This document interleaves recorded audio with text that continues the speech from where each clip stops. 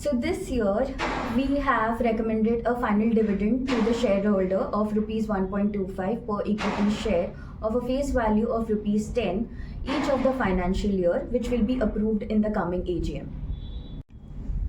Hello everyone, we are today with Subhashita Lature. She is full-time director for Suyog Telematics Limited. How are you? I'm very well. Thank you for asking. How about you? Fine, thank you so much. Congratulations for excellent results. Thank you very much.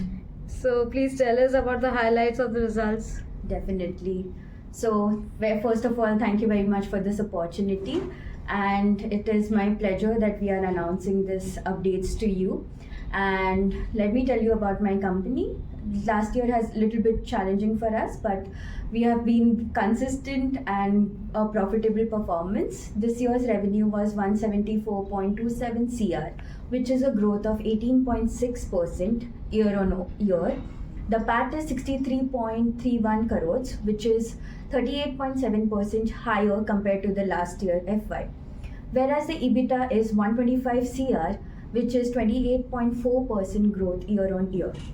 One of the biggest highlight of this year's has been the 5G upgrade, which has been a strategic move which has improved our EBITDA and PAT margins. This announcement has not only increased our operational efficiency but has opened new opportunities.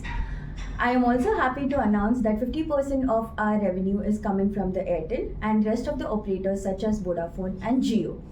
Partnering with these operators have contributed to our financial stability and growth.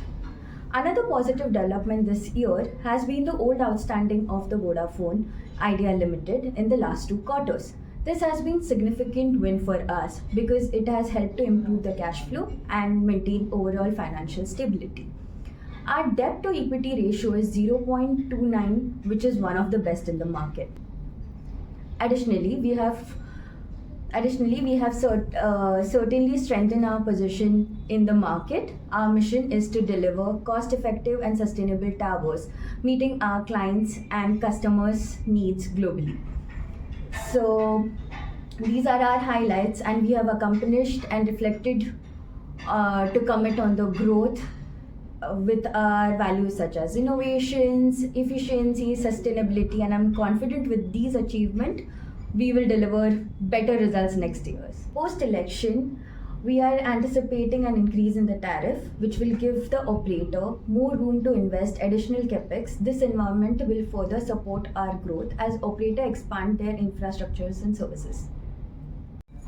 Subhashita, please tell us about the future of the company.